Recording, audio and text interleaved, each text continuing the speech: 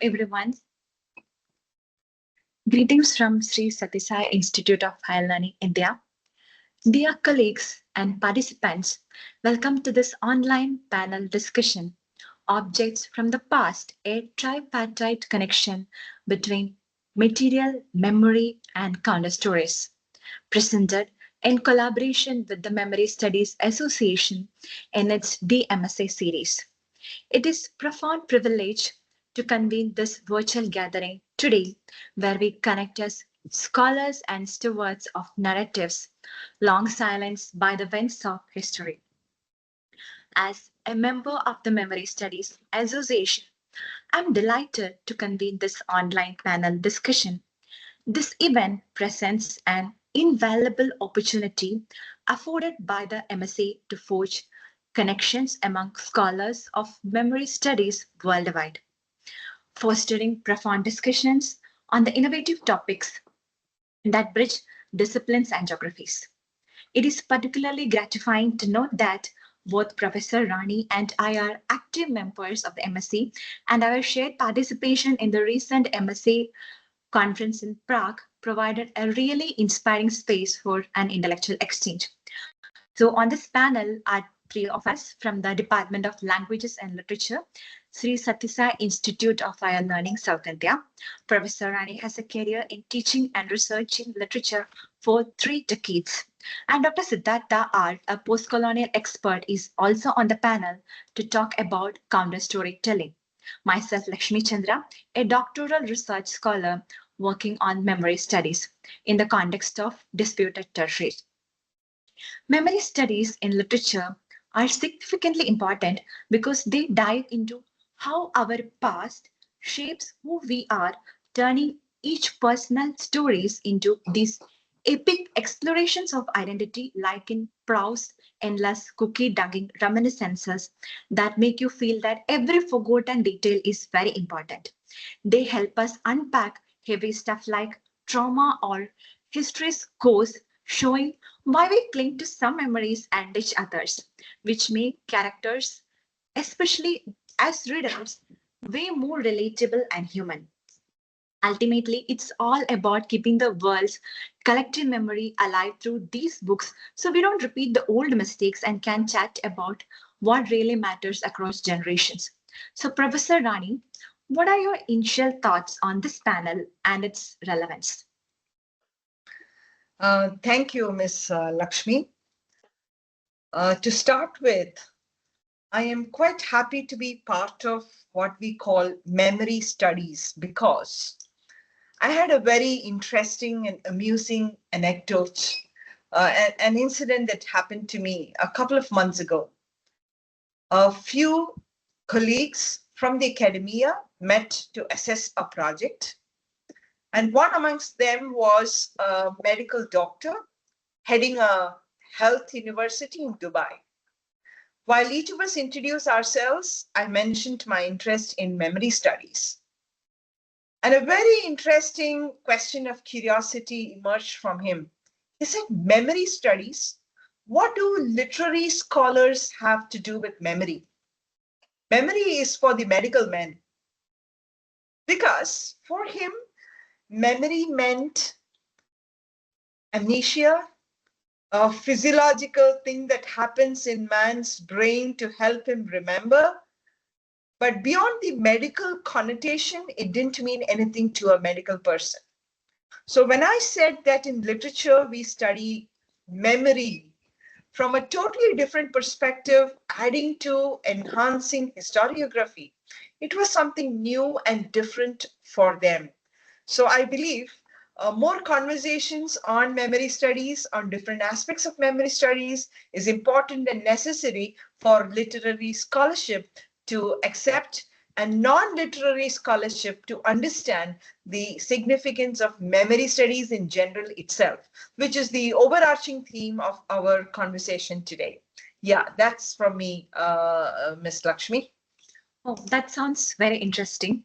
So when we are living in an era in which memory studies is associated with every aspect of human lives, I will say, we still have some curious questions around us.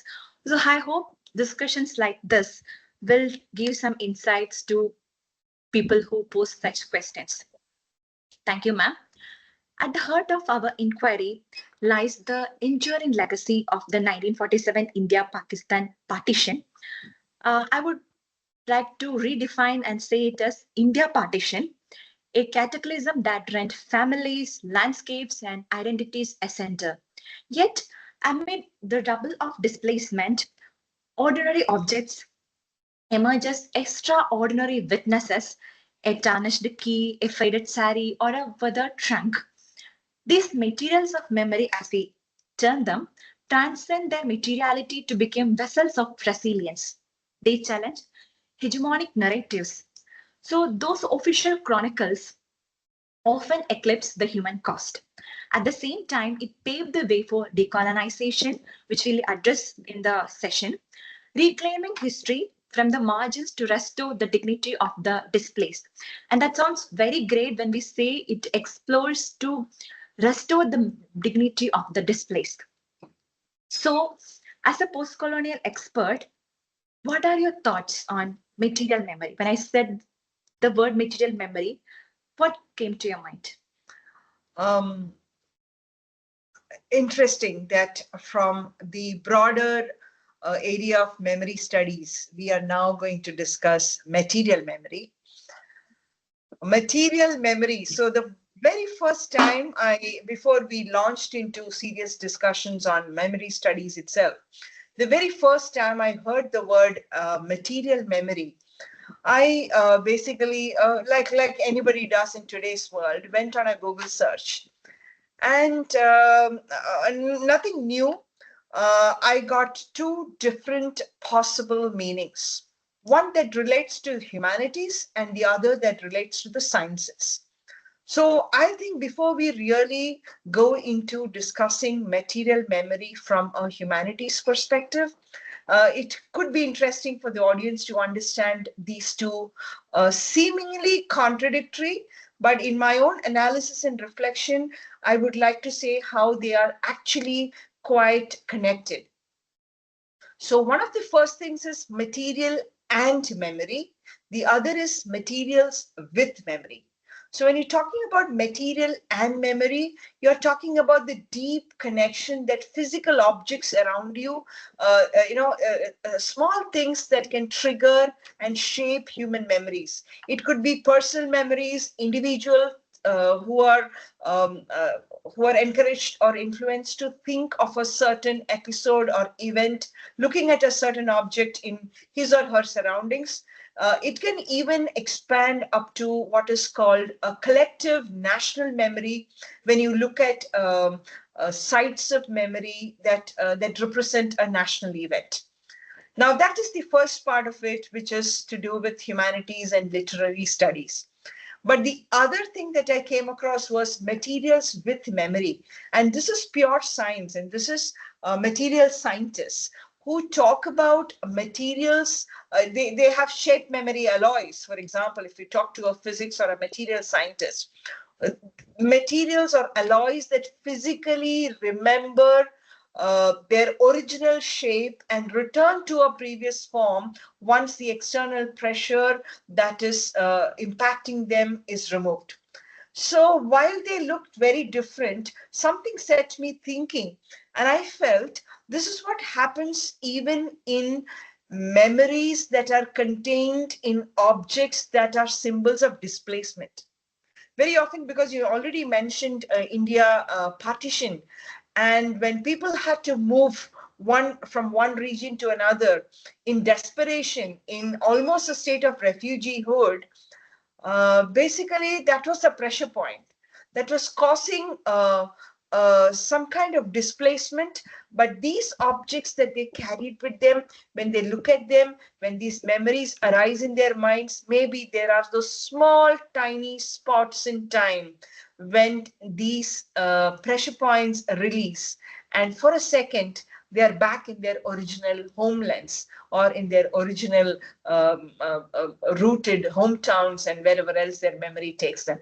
So, the idea of memory studies, and especially material memory, makes me think that it's something that interests all of humanity, not just humanities scholars. Yeah. Wow, that sounds really interesting, ma'am. And it sounds more interdisciplinary. Whenever I listen to a Memory Studies Association panel discussion, I feel humanities always has a tendency to connect with every other thing on earth. So, and before we plunge into the discussion, I would like to pose a question to the audience. Can the objects, I mean, the objects in your daily life can retell your history to the future generations? So, audience, please gather your thoughts. We would like to hear those at the end of the session when we have our Q&A. So, the audience can submit the questions and the comment via the chat during that time. So, coming back, shall I now turn to the panel to check their recollections of how objects, since you already mentioned about the influence of objects in your life, how these objects in life connect to the history or identity map? Would you like to go first?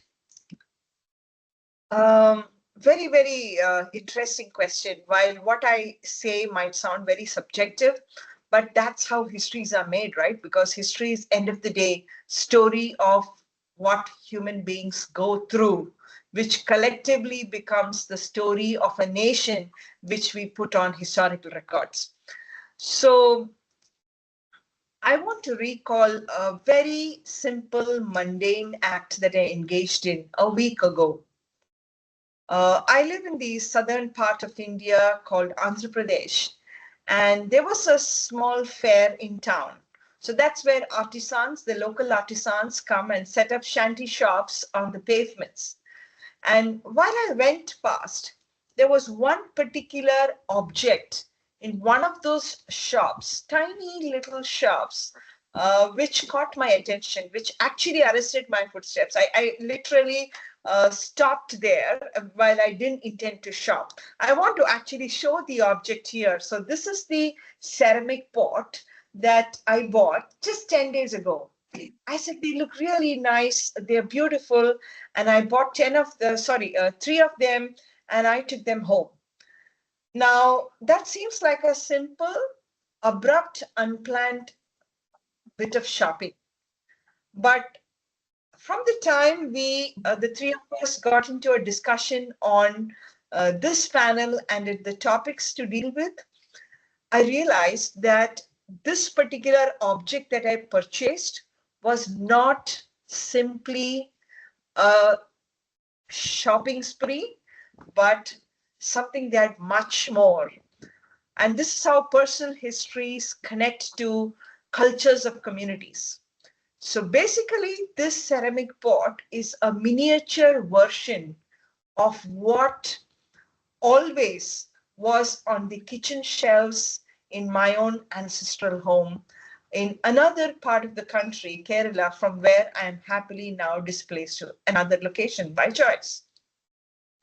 So this used to be the kind of ceramic pots in which, when summer came, tender mangoes were plucked, a special variety of them, pickled in salt water, and it lasted the family for a whole year as a special kind of pickle in salt, brine, and vinegar.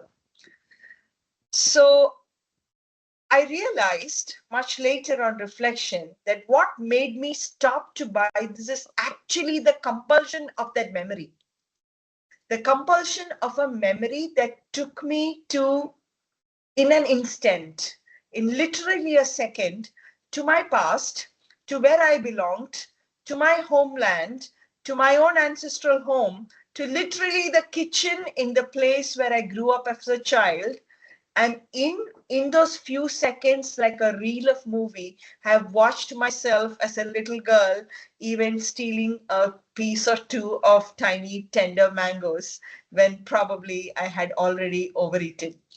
So come to think of it, this act of purchase is actually a deep-rooted compulsion of a memory that connects to an identity, that connects to a community's cuisine, that connects to my own sense of belongingness, and a lot more than that.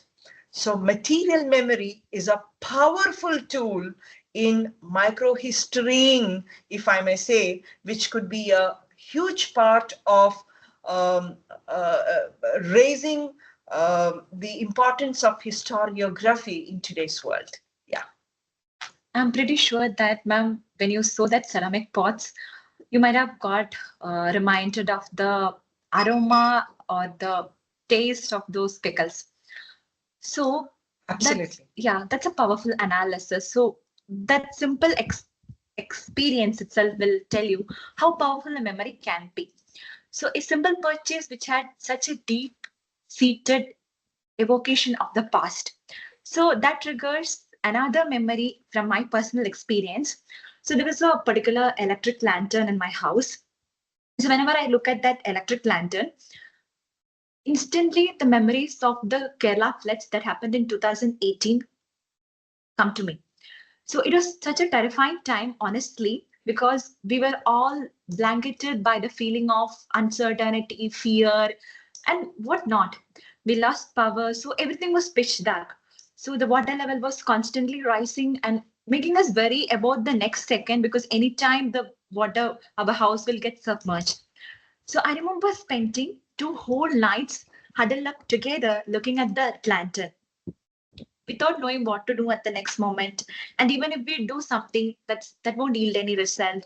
So I remember every time I look at that lantern, I just remember about staring at that lantern with a lot of prayers in my mind, clinging to the hope that somehow in maybe in the next second everything will get better. So for me, even though it's not working anymore, that lantern is an object of hope that lit my spirit for days when everything around me was going bad or dark. So, Dr. Siddhartha, I'm sure that our narrations would have evoked some similar memories in you. Yeah, thank you so much, Lakshmi. Uh, the uh, the material memory that I would like to talk about is what comes to mind is we live in the times of doom scrolling, as they call it, right? Where people are just swiping their phones upwards, watching the reels and watching the shorts on different social media apps. So, quite a far cry away from that is, of course, I might sound like I'm from a different era altogether, maybe, but the tangible external hard disk, which is also called as a photo album, right? Because I believe that when you pick up a photo album, if you have a photo album at home, they're not just passive containers for images. While that was their primary purpose, that you had photos which you could precious memories that in the form of photographs which you would stick on cardboard sheets put together as an album. But actually, what they also end up doing is that they are active tools that shape, maintain, and sometimes even rewrite the architecture of your mind itself, right? What it does is to the mind is not only is it preserving truth in one way, it's also inventing it. For example, it has what they call the anchor effect, right? Because the primary function of the photo album is to create a coherent narrative of the self. So when we see pictures from our own past, or when we see pictures of our family members or our near and dear, by looking at those pictures from a different time, the same individual from a different time, maybe it was when I was a baby sitting in the bathtub, or when I was, probably when I graduated from school, high school. Now, when you look at that photo, not only is that particular day coming back, or for instance, I have pictures of my mom cooking a meal for a get together. So sometimes I can recall even the special dishes that she would make, and probably it makes me think the next time I see my mom, I should ask her to make that dish again. So in a sense, there is a huge amount of sensory overload itself, right? And I'm sure we will discuss this when we go along, how one's sensory memory whether it's the sight or whether it's sounds. For instance, a particular sound could evoke a memory, a particular smell can evoke some memories. So material memory is definitely very significant, and whether it like the two instances that both of you shared, very personal and long, what we may have thought as long lost memories or moments, they just come back in a flash when you have a material in front of you. And how beautiful it is that it's all the senses, each of the senses rather, could be instrumental in reviving memories. True, True, true. Dr. Siddhartha, I would like to mention here that somewhere I have read that photographs are framed memories.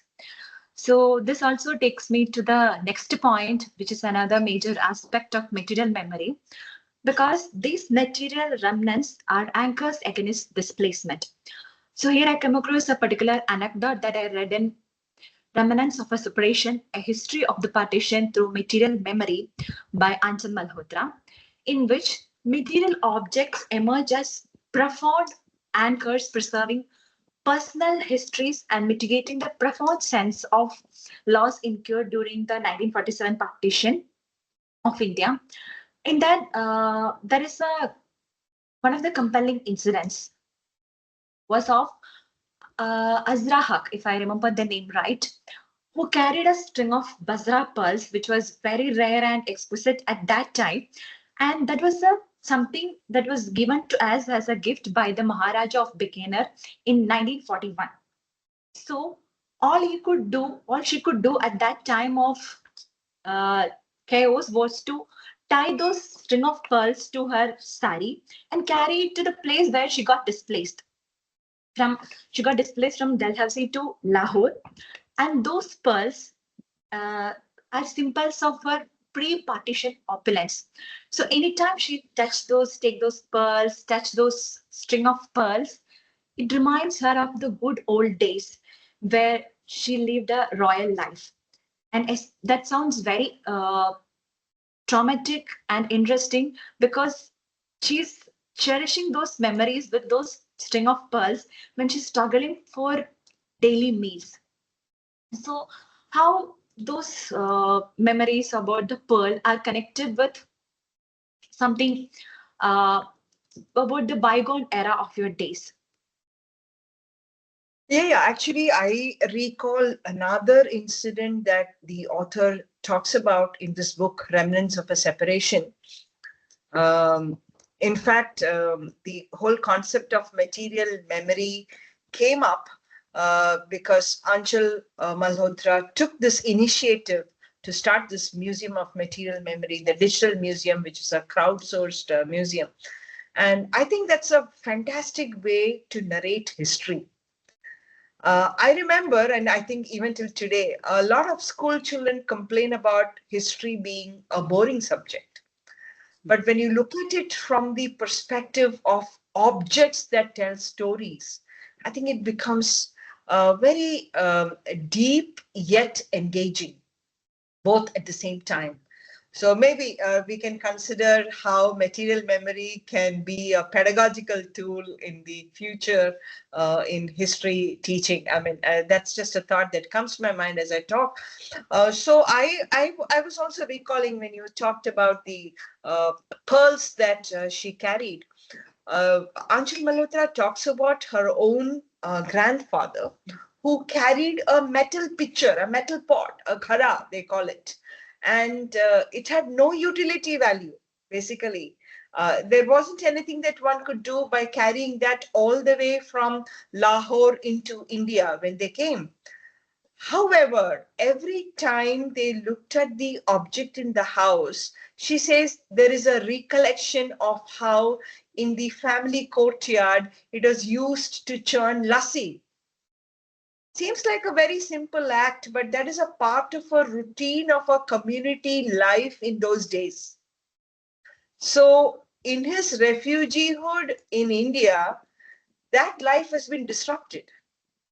And this metal pitcher pot wasn't brought so that they can cook, or maybe it was brought they can cook a meal for the family, whatever the reason. But the memory of it being used in a past life, past life, I know we understand what we mean by past life in this context, is that there was this entire beautiful routine of a community of churning lassi in the courtyard in these metal pitchers. So these objects are carriers of not just personal tragic losses, they are not just stories of displacement and despair which comes with it. I think they're also very rich treasures of community and their cultures, which are probably lost over time when we look at history as official records. Yes. I don't know In if fact, Dr. Siddhartha, yeah, you must be yeah, recalling something from. yeah. So, in fact, as we're talking about material remnants as anchors against displacement, they also act as tangible resistance to the forces of erasure, forgetting, or even physical removal, right? Because when we say displacement, whether it's by war, whether it's by migration, the identity and history of that community is at the risk of dissolving. So these remnants function as anchors by providing proof of existence, even continuity of memory. Now, when we talk of them as anchors, it's very interesting that just a thought I'm just sharing with you. On one hand, they could be when we say anchors, what kind of anchors? On one hand, they could be political anchors. When I say political anchors, what I mean is in the context of, say, forced migration, like you said, partition, and they had to migrate from what became Pakistan back to India. They serve as forensic evidence sometimes, because these remnants assert that we were here, that this land is tied to us, effectively countering narratives that describe sometimes that land as empty or historically belonging to someone else. In fact, there is a Palestinian tradition, probably the most iconic example, where many Palestinian families displaced in the late 1940s, they still hold the iron keys to their original homes in the villages. Now, those homes may no longer exist, or they may be occupied by somebody else, but the physical object is not just a souvenir. It's like a legal or a moral claim to the right to return, right? And they continue to be anchored, that the diaspora is anchored to a specific geographic location, their ancestral homes. Or take the case of burial grounds, which, like I said, which is why I said they could serve, these material remnants could serve as forensic evidence. In Canada, there was a controversy a few years ago where when they were digging up to build schools, they found the evidence that there were mass burial grounds and genocide, which might have happened during the colonization in Canada, and ethnic genocide, which was buried in history, literally and figuratively, which emerged when they were digging up to construct new edifices. So again, it becomes the material memory of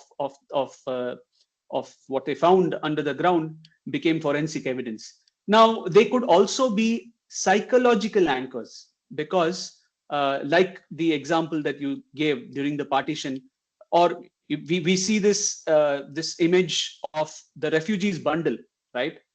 Typically, whether it's a civil war, whether it's a partition, refugees often carried small, seemingly impractical items, like you exactly said, Professor Rani, a specific cooking pot or a piece of jewelry, while they left behind valuables, right? So these objects serve as transitional objects because it allows the people to retain the status as a family member rather than just as a refugee. And historically, when cities were conquered or destroyed, often they would use stones, spolia, from destroyed temples or civic buildings to build new homes, right? This physically embedded the memory of the old world into the new one, ensuring that the culture wasn't entirely displaced by the conqueror's architecture. So like this, I'm sure we have many other interesting things to come. So definitely the remnants as anchor against displacement is very significant. Material remnants are very significant anchors against displacement. So here, Dr. Siddhartha's example take me to the different cases of migratory objects mentioned by Malhotra in her book. So she discusses a special case of migratory object which highlight how certain items transcend simple functionality to become profound repositories of memory and identity across the partition. So I remember reading about memories of generation bind. The first kind of object. Yeah, the first kind. Something like an The heirloom. Yeah. So something that is carried. We all may have something that's given to us by our mother, which is given to her by her grandmother or mother. So something that's run throughout the generation. Yeah. So the heirlooms that are the first category of objects that Malhotra talks about, they are the generational bind, like you said. To continue the line of thought from what you're saying, the second kind of objects that she categorized are occupational or professional objects. Now, interestingly, if you are a carpenter, you would carry your hammer, or if you're an artist, you would carry your easel. And some of them, if they were qualified in certain specific sectors of work, they carried their service certificates. So these were the second category. So some people carried an heirloom because they wanted it to pass on. They didn't want the break in the generational transactions. Whereas some people thought more practically and carried their occupational objects like the easel or a service certificate. And because I would think that for such people, preserving their professional life would have been more important at that point in time. And they were the third kind of even more practical people who carried objects of sheer utility, like a cooking utensil, a hand chucky, a grinding stone. There are examples if you read the book. Why would somebody carry a heavy grinding stone unless they thought it would practically come of use? Either it's a heirloom or it is a profession, or it is because of its practical value. There are two more kinds of objects that Anchal talks about, right? Lakshmi, would you like to? If the previous categories are of people who thought very professionally at that time, the other two categories are about people who thought very emotionally at that time. So the fourth category is about people who went to the same places after they got displaced to pick up some things that they found very close to their hearts. So they went all the way back to those places to pick some name boards, some house fragments, and brought them back to their house just to cherish the memories that they connect to those objects. And finally, she also discusses some serendipitous discovery of items like an engraved silver glass. And the interesting part is you go to someone else's house and find something which was very close to your grandfather or great grandfather, which was told to you by someone else in the family. So you pick up that item telling that this belonged to my grandfather, and then there is an entire story related to that. When you say this, when you talk about how something that belonged to you or your family is found on somebody, these are typical instances that happen, especially in conflict-ridden areas. And I have some examples from Kashmir itself. I'm sure somebody from the audience might have heard of this film called Kashmir. So in that movie, which portrayed the Kashmiri Pandit trauma, and now that we're talking about trauma, I think we must talk about how memory studies and trauma studies have a big connect. And while they have grown as two different branches of literary scholarship, there is no way they can be fragmented or they can be compartmentalized. They are very closely related, I would think, because when you launch on a study in memory, there is no way you escape trauma and vice versa. So this is bringing me to the next part of the discussion where we're talking about how memory triggers are also possibly actions of trauma that they've gone through. So this example that you just gave, so in Kashmir, there is this protagonist and who's in the refugee camp, who's left everything in his homeland. He's come away, he's in the refugee camp, and two young gentlemen come from his homeland to discuss with him the future of his properties that he left behind there. So these men are negotiating a business transaction to, help him sell. You cannot come back. Why don't you sell your property to us? We'll give you some money that will help you settle down. even as these two business operators make the proposal, the protagonist's mind is switched off because he notices the coat that one of them is wearing. The overcoat or the coat that he was wearing triggers a whole lot of traumatic memory. His mind races to his younger brother, who I think it was the younger brother, I'm recalling off my memory, who was shot dead in front of his eyes. And the coat obviously belonged to that brother. So in response to a business proposal to buy his land, all he does is he tugs at the coat that the gentleman is wearing. And the gentleman on the other side, who also comes from the other side of the controversy and other side of the border, understands this, simply removes the coat and hands it over to him. So sometimes these objects of memory, solid material memory, can lead to a revisit of the traumatic experience that you went through. It could be reclaiming not just an object, but it could be a reclamation of an incident, an event, an identity, and a possession, all in one. So, Professor Rani, I think in this special experience, the court is becoming a third space in which the protagonist is able to convey the most intimate feelings, especially about a lost brother. So, what the other two spaces, that like the material space, couldn't convey, a court as an object is creating a third space for the purgatory of the emotions of a person who went through a lot of trauma.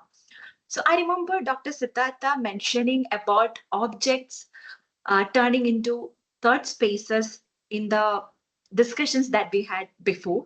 So Dr. Siddhartha, can you recall any of those thoughts? About third spaces, object as third spaces? Yeah, Right? the fact that I'll give an example. I'll go with an example. What explains?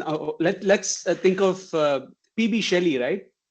His very famous work called Ozymandias, which is a sonnet about Ramses II, and how it is now left abandoned in a desert, and there's nobody to watch it. What about statues of famous people, which we are often seeing as part of urban landscapes in any in any metro city? Very often we see that they represent heroes or leaders or cultural icons, but in a way it is also meant to honor and immortalize those individuals, their contributions. It's also to preserve cultural legacy. It is also to teach history and inspire future generations by means of recognizing such individuals. So I want to give an example here, and I will touch upon that example a little later in the discussion, how memories are enshrined in these memorials that we erect in the form of statues. And one such individual that I would like to talk about later, but I'll name him now here, is James Marion Sims, because he's known as the father of gynecology, of modern gynecology. And he had dozens of statues erected. There were dozens of statues erected for Marion Sims across America, and most famously at the New York Central Park. So objects as a third space that erases the spatial distances. I think the example that I would like to go with is how these memorial statues enshrine memories of individuals, especially prominent individuals in history.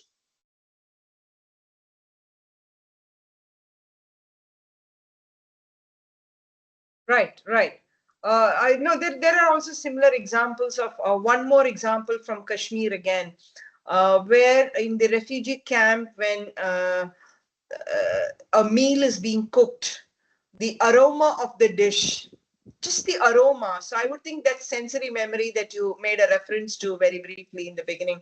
So gustatory memory, if we can say, the aroma, the taste, the feel of the pearls that we were talking about from Anjal's Malhotra's examples. So I think, like you mentioned some time ago, all five senses could also contain in them embedded memories that can take you to places.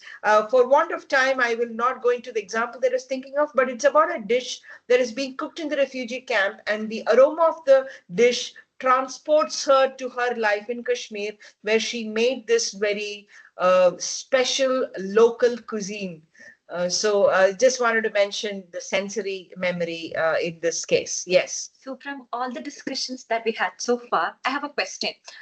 Objects like uh, objects act like bridges between the past and the present. So, how will you think this is more like a approaching the same topic from a humanitarian perspective? So, how do you think these objects play a crucial role in the therapeutic or reconciliatory processes in a human being's life, more than an academic discourse to be? Absolutely humane part of this entire discussion, because end of the day we can make museums, we can make memorials, we can discuss all we want about material memory, but the real thing is if these material memories that emerge from these objects, do they have a therapeutic effect? Especially when it is emerging out of distress, crisis, conflict, etc. There could be happy memories, no doubt, but most often memory studies focuses on memories that are unhappy, sad, from conflict-ridden places. So this thought about, do they have a therapeutic value at all? Is there a reconciliatory role that these objects can play? So to actually answer this, my mind goes to Viktor Frankl. I'm sure everybody knows the book Man's Search for Meaning. And that came out of a Holocaust experience, right? So in that, he specifically talks about how objects do not inherently bring memory. And that is contradiction to what we've discussed all this while. But I would like to leave the listeners with this perspective also. I'm sure there are researchers here in memory studies. So it'd be good to have all kinds of perspectives. So he says objects per se do not bring memory. Rather, they trigger memories, internal memories and imagination, which become very crucial for psychological coping mechanism and a source of meaning.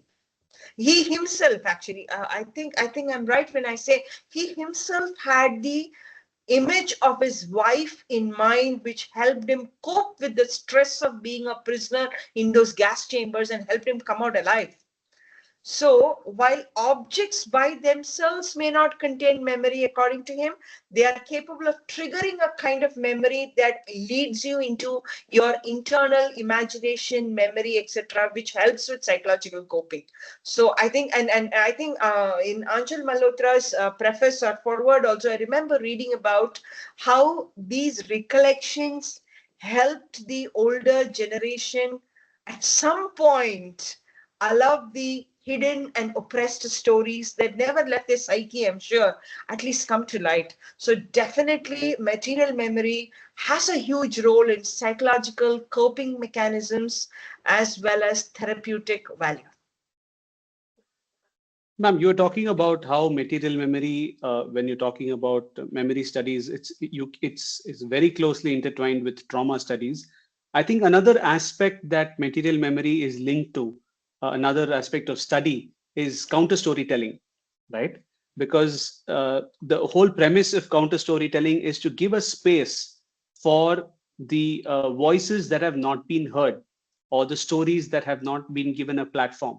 So when these little so-called trinkets have a story attached to it, and they have a memory attached to it, and that gets expressed, and it when it helps to cope, when it helps to when it is a coping mechanism, and when it is therapeutic. And a very interesting book that comes to my mind, which I want to put on record here so that there'll be more people to read that wonderful work. The name of the book is Why We Kneel, How We Rise. And the person who wrote this book, his name is Michael Holding, a very famous West Indian, a former West Indian cricketer. Now, he wrote this book as he was prompted to address uh, his feelings when he heard about the story of George Floyd. We know the very infamous case of George Floyd, who died because when he was being arrested, the cop who was arresting him kept his knee on his neck, on George Floyd's neck, and he suffocated. And this was caught on camera. And so the world sporting fraternity decided to take a kneel, in memory of what was the unfortunate incident that happened with George Floyd.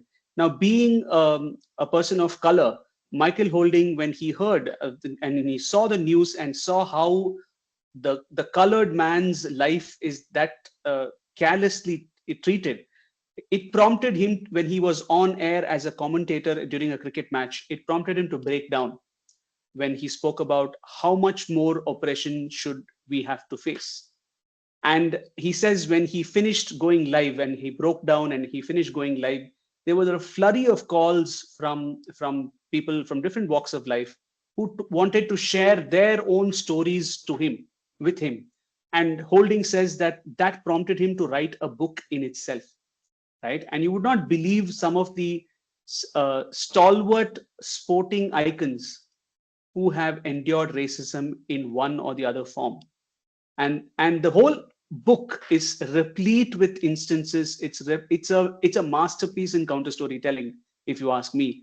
And for Holding, the act of writing itself was therapeutic, and the book is the object of his memory, right? So when you say how do material memories contribute in a therapeutic way, in a reconciliatory process, I think that the act of writing itself can fill some spaces that emerge. So, Dr. Siddhartha, I would like to mention here the memoirs written by people from Gaza. Just any book that you pick, it has a therapeutic effect. Every writer writes his or her story to reconcile himself or herself, to tell the world the sufferings that they have gone through. And when we read those lines, no, we are not just going through the pain of someone else, but we also understand that those are specific specimens of microhistory. So I remember reading I Shall Not Hate, written by Isaluddin Abu Alish, who's a Palestinian doctor. So he lost three of his daughters in a shell attack.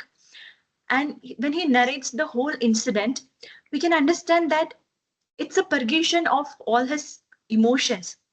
He's pouring out what he has gone through. And then at the same time, it's giving the readers what was exactly happening within the lives of the people there. From many news bulletins, which is highlighted in red and black, we get to know that so many things are happening in that place, especially in a disputed territory like Gaza. But what are the emotions? What are the hopes that they have in their everyday life?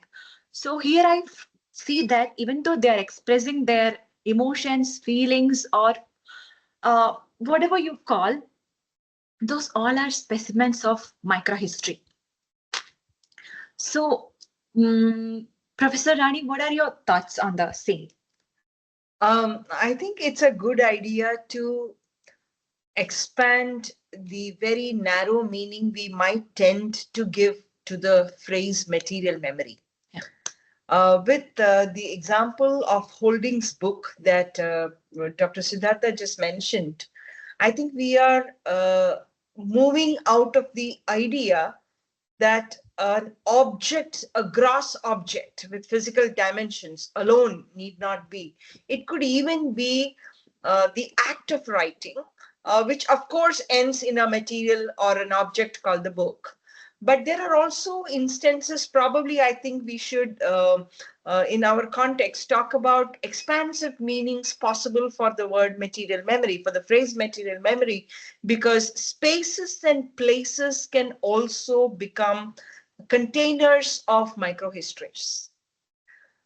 As an example, I mean, I'm sure from personal histories, everybody in the audience also, when you think of it, think of places that bring to you deep personal stories.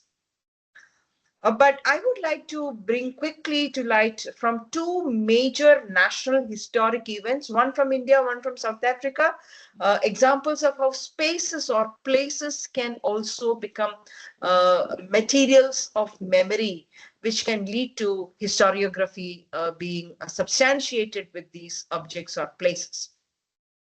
I remember the time I was visiting Jallianwala Bagh, and that was a place where those who know history of Indian history, the massacre happened. It's a small compounded area, nothing more than that, and a couple of nameplates. Nothing fantastic, obviously, nothing attractive, nothing much to actually do there. But just that being there took me back to my days in high school, where my social studies teacher explained to me in history what was Jallianwala Bagh massacre. And that memory led me to another memory of watching that in the movie Gandhi. So I feel sometimes places and spaces can create a cycle or a circle of memories. If you look at South African story, I want to make a mention of apartheid, because we are also talking about trauma and memory. Now, there are objects as memory triggers, everyday physical spaces that evoke potent, very powerful memories of the apartheid era, because the racial segregation, systematic oppression that happened, one of the objects or spaces, which are object cum spaces, is the apartheid benches that I want to talk about. Apartheid benches, where the segregationist policies didn't allow a non-white individual to ever go anywhere near the apartheid benches. There are also statuaries, there are colonial monuments, all of which can trigger pain, and there are ongoing debates about such sites. For want of time, we are already about 20 minutes to closing time. We need to leave some time for the Q&A. So maybe in the next 5 minutes, we will try and close the discussion. So we have 15 minutes for Q&A. Yes, the gas chambers, for example, are also symbols that trigger memory of collective memory of the Holocaust, and the very undeniable symbol of systematic industrial scale genocide, as they call it. So spaces these are sometimes called as nestic anchors, ma'am. That is, they are some of these markers, this physical markers, that monuments that you're talking about, they are also resistance to erasure. For example, in Germany and in across Europe, there was an artist. His name was Gunter. I forget his surname. He placed small brass plaques in the pavement in front of the former homes of Holocaust victims. And these are those, we spoke about material remnants, right? So these are remnants of the people who were displaced and murdered. Now they anchor the memory of the victim to that specific address, making it impossible for current residents to ignore the displacement that occurred there. Right. So they also serve as sorry. Go ahead. Yeah, you go ahead. No, it's also taking me to yet another distinct example of Lakshmi mentioning about flora and fauna. Yeah. Olive trees, which could bring memory of homeland. Remember that discussion? Yes. Here I would like to mention about Raja Jahade, a famous Palestinian writer. So in his book titled Palestinian Walks, he mentions two episodes walking through the geographical spaces of Palestine during his teenage or adolescent. I don't remember exactly what was the period of his life. And 50 years later to the Spain spaces. sadly he could not relate to anything that he see around. So I remember reading somewhere else that if you want to change or erase a person's memory, just erase the geographical space. Just change the geographical space. The memory itself will get erased. So this again takes us to identicide, herbicide, which are the latest theoretical concepts in memory studies itself. And then when those olive trees that was a part of Palestinian culture. Shall I come in? There's also geocide, where geographical landscapes are killed systematically, right? Yeah, geocide that does not allow repressed memories to come back. There's no nostalgia anymore. Revisit. So, and then I remember reading somewhere that this was a purposeful attempt done because even if the Palestinians come back to their land, they won't be able to relate to anything that they see around. So even if they get the chance through UN or some international or agencies to come back to their native place, all they see is some new geographical space. So their whole memory is itself is erased or replaced, which is a sad aspect of the entire process itself. And so I remember reading that all those olive trees were replaced with some flora which was not native, some European trees or American trees, which none of the Palestinians could connect to. So it's a kind of killing. So once the geographical space is changed, I won't say that it's erased. If there are slight changes in the geographical space also, it can create a great impact on your entire memory as well as on your identity. I don't know if we should stop this discussion on a negative note, talking about memory side, because this whole discussion has taken a turn to talk about memory side, but to make it lighter and easier on others. Do we have something more to talk about on counter stories, or do we close this conversation? Yes, Dr. Siddhartha, you might have something to talk about counter stories. Just for the sake of closure, ma'am, because I did mention it earlier in the discussion that I have a story to tell. The statues that we were talking about, monuments, right, of significant contributors to society, and I mentioned about Marion Sims. Now these, I think it was around 2018 that these statues of Marion Sims in different parts of the United States, especially the one that I said in New York Central Park, there was a big protest to remove them, and they were all removed because of this powerful tool of counter storytelling. So when actually people started understanding, and when the other side of Marion Sims as a practitioner came out, it was a very dark past that he had, because he, without using painkillers, without any type of medication, he became a great gynecologist. I said he's the father of he's called the father of modern gynecology, but he carried out all his experiments on Black women. He sometimes even doing tens of surgeries on Black women without any sort of painkillers or any sort of medication, even on Black babies. So when that side of him was revealed, all the memories of all the monuments or memorials of Marion Sims were, after much protests, all of them were removed. And that's what is the power of counter storytelling. It might be a small thing, but it's not too small to be told, is what is the premise of counter storytelling. I'll just a little bit of trivia, right? So if I ask you who discovered the bulb, your answer would, anyone from any part of the world, your answer would be Thomas Alva Edison, right? And we very famously say that he discovered it after 1,000 failed attempts. That's the second line that is taught in history, right? Any kid who grows up in primary school would be taught this. Michael Holding, in his book, he argues exactly about this kind of indoctrination. And he says, yes, no disrepute to Thomas Edison for his efforts in finding the bulb. But how many of us know that the filament that is required to make the bulb, who discovered the filament? Because obviously he had the filament to find the bulb, right? So how did the filament come about? and he talks about Louis Latimer being a black scientist who invented the filament. But the filament is such an integral part of the bulb, but Louis Latimer is not an integral part of the same history lesson. And like I said, that book is a masterpiece when it comes to these kind of insights into different individuals who have been obliterated from history, whether it is the man who reached North Pole. We know who reached the North Pole the first, but we don't know that he was accompanied by a black man because he was completely obliterated from history. The traffic signal, right, was invented by a black man.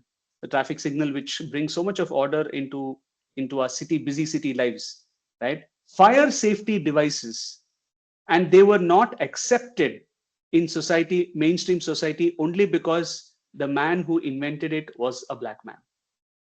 So counter storytelling, it's in this through these objects, like, whether you talk about traffic signals, whether you talk about the bulb. Now, for me, ever since I read that book, when I look at the bulb, I remember the man who found the filament as much as I remember Thomas Alva Edison, right? So I think counter storytelling, especially if it is linked to material memories, it gains so much more significance. And I think it is something that integrated study is definitely something that people should look to do. Fantastic. I think the highlight of this panel is bringing together material, memory, and counter stories. Because memories with micro histories. Yeah, because memory studies was standing independent of this bit of the story in historiography. So I think while memory studies is doing well, material memory is beginning to pick up. It's also important to look at how the material and memory together can also contribute to historiography, revisionist history, or counter storytelling, which will also enlighten national histories apart from the official records that could have been hegemonic in nature. So memory studies is very crucial to talk about, especially when you want to challenge sanitized historical narratives. It's crucial because it's interdisciplinary. It can connect history, it can connect literature, psychology, sociology, and many more subject areas to give more holistic insights into communities, cultures, and nations. It's very practical because it's human-centered. We have studied history from political texts, records, but memory studies talks about history from human stories. So, and I remember reading an article written by Pradeep Bose titled "Memory Begins Where History Ends." So wherever there is a pause, there is an end. It's the beginning of memory, because memory can pitch in and relate with every aspect of human life. So with this, I conclude the discussion, and I would like to. Yeah. Just last point so that we don't miss what's happening in the world around. We're in a digital age. AI might reshape memory itself. Therefore, I would think in today's world, memory studies will span beyond personal memories, memory losses, etc., and look at even future challenges that are facing us, like post-humanism, digital archiving, etc., which can be hugely useful in a highly technology-driven world.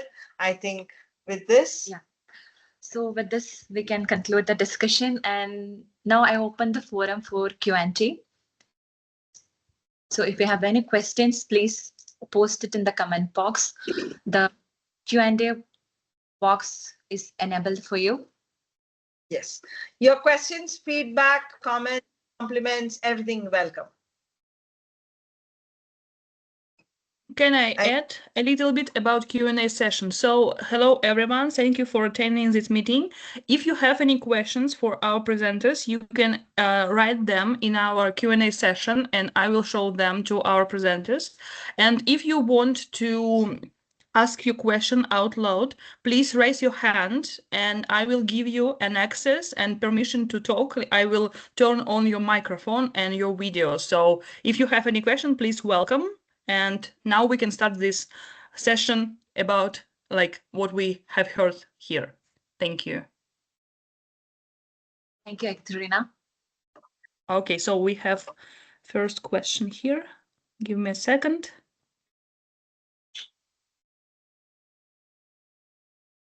So Bridget, now you have your permission to turn on your microphone and your camera.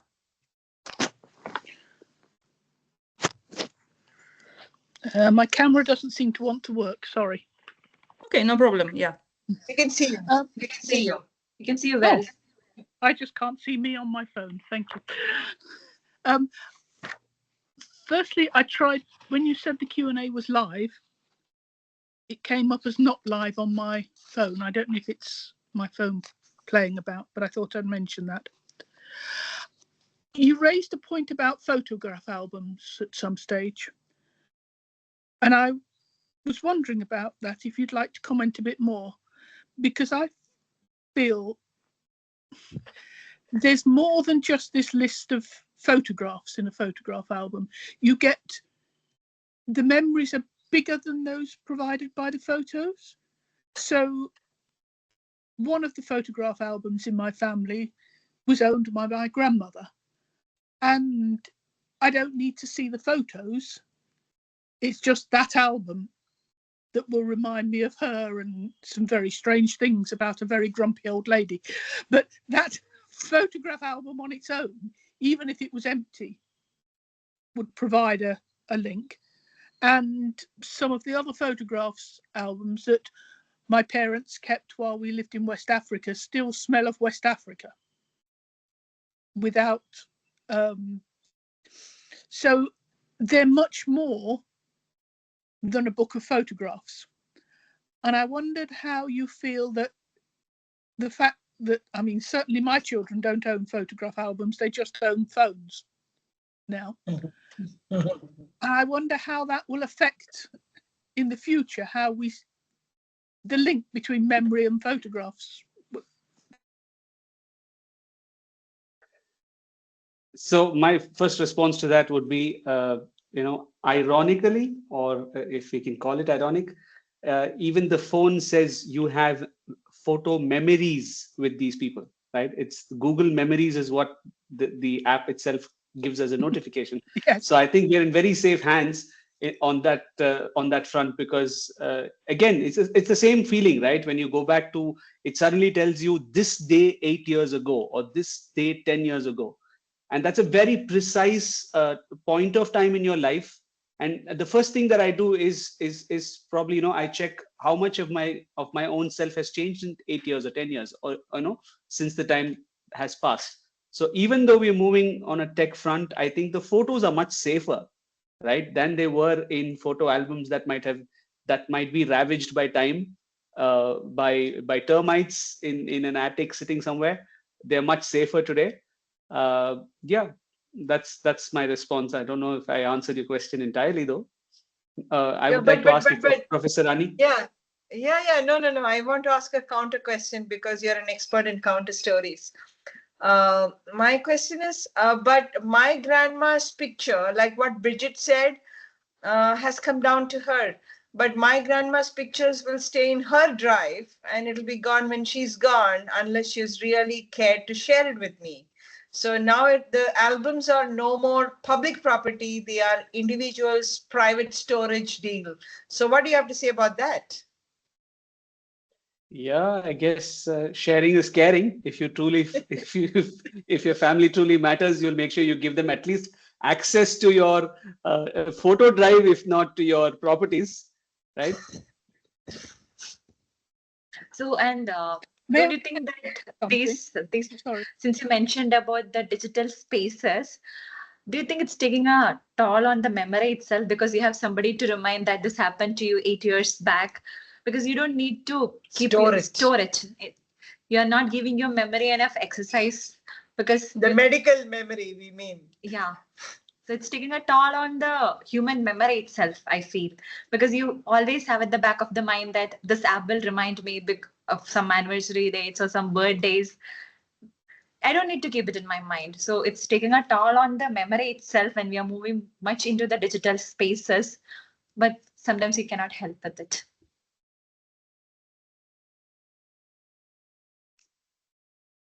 Yeah. So any more questions? I see one. Yes, one moment. I will give you. Okay, Naomi. I allow my microphone and camera. Hello, hi. I'm Minal from Sri Lanka. I was a scholar for the past year in the Netherlands, so I wanted to ask a bit of a different question. So I was studying culture and heritage, and something that I noticed in the Netherlands, particularly around reparations of stolen, looted items, was the law from government to government suggested that there needed to be written documentation of the objects. Now, in a country like Sri Lanka, where we had like oral tradition, this is kind of difficult, particularly because then the objects that are chosen to be returned are mostly majority hegemonic Sinhalese Buddhist objects from kings. And the everyday objects of minority citizens, for instance, are often looked over.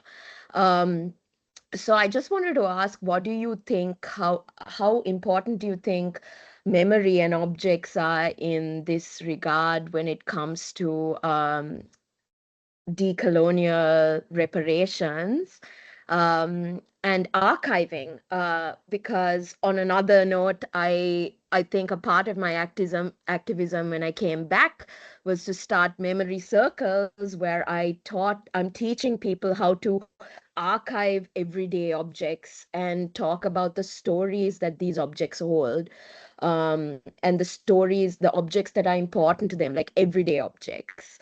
So I just wanted to ask that question here. Yeah. Can I go? Yeah, please. So I don't know. I'll just say what comes to my mind about reparations and those objects not having a written history because you largely depended on oral history. That's a very interesting thing.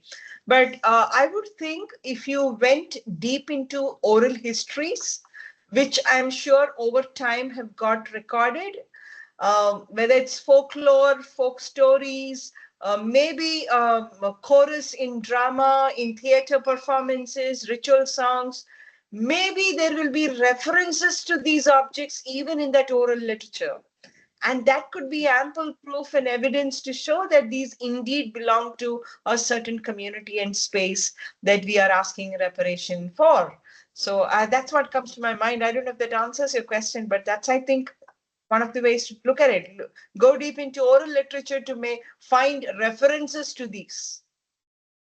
Thank you.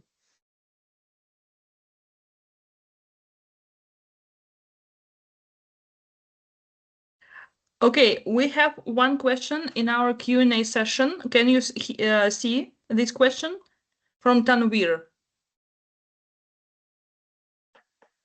It's written. No, I don't see these. You Well, don't see the. It's published. No, you can see that. Yes. Tangible products like everyday objects are important for memory building and shaping and can be related to grievances. So in regards to peace and conflict management, do you believe tangible objects hold more mediating effects than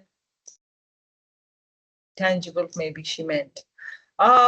Yeah, definitely. But there are historical processes for peacemaking, for mediation, but these tangible objects just become additional proof and evidence of the culture, the community, the identity, and so on is what I think. Yeah. Yes. So especially in the case of Gaza, even if we come across many objects which can talk on itself about the life they had years back, we cannot take it fully into peace management because there are a lot of procedures, policies associated with it. So, but those and in that case, all those standards, if that's the case, I say all the books, especially the memoirs that got published all these years, can itself talk a lot about peace management. Let it be published by a Palestinian or an Israeli. If it's talking about coexistence, can that become a peace management as can that speak about peace management itself? But nobody's taking that into consideration. It's all getting tangled within the government and the policies over the world. But I strongly believe that that can make a lot of changes in the approach or the perspectives of the people.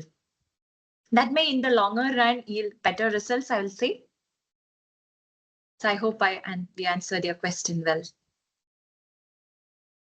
Okay, Bridget, we have time for one more question. Bridget, please, you raise your hand, and then I think we can end here. Yeah. Thank you. It's a question about the personal memory links to objects, and I wonder if the panel would like to comment on how they feel it. I'm thinking about an object in my family, which is a kente cloth that my mother was given by Nkrumah.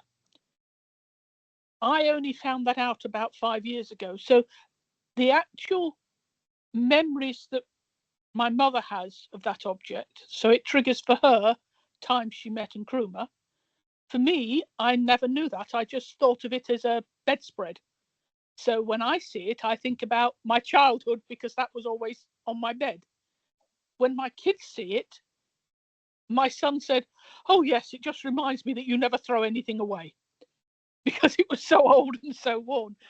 And I wonder about that. Is there something you can say about how a memory object changes over the generations?